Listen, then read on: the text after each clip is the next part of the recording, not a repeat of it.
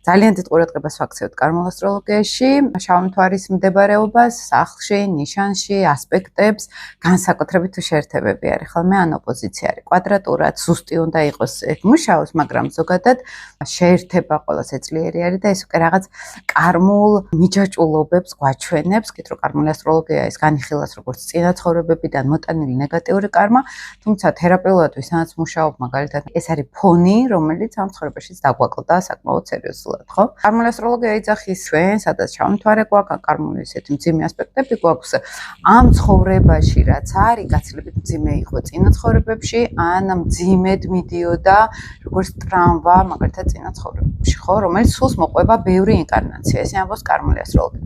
მეც რაც მიკვლევია მაგალითად ჰიპნოთერაპიაზე, ახლა მე არა ვარ ისე რომ აი უბრალოდ წავიკითხე და ვერ ეს გავავრცელე, წავედი და ვიკლიე, რამდენად ესეა ყველაფერი და ამ ინფორმაციებიდან რო გავაცნობიერე, ნუ ფაქტიურად რასაც კარმული ასტროლოგია იძახის, ჰიპნოთერაპიის ჩემი კვლევები იგივე ხედავდით, სულ იგივე იმპულსზე გავდიოდით.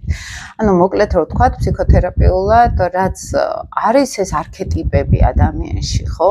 რუკა გვაჩვენებს იმას ძალიან კარგად.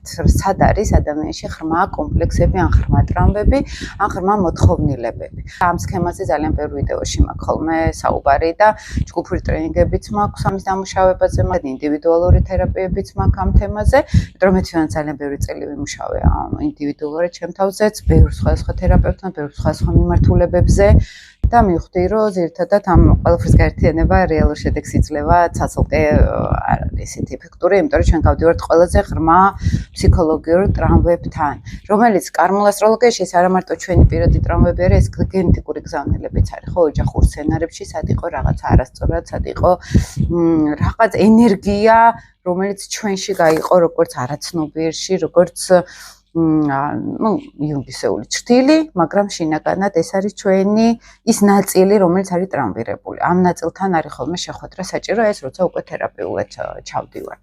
ხედავთ ასტროლოგიურ რუკაში, ადამიანის რუკაში რა არის, ხო?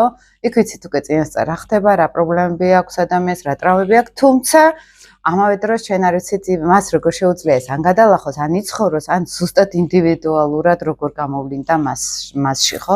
შეიძლება რაღაც ჩარჩოს ხედავდეთ, მაგრამ მაინც ადამიანში ის ინდივიდუალური კარმა, რო ეძახით, ან ინდივიდუალური დაცვითი მექანიზმი როგორ განვითარდა, ეს ჩვენ არ ვიცით.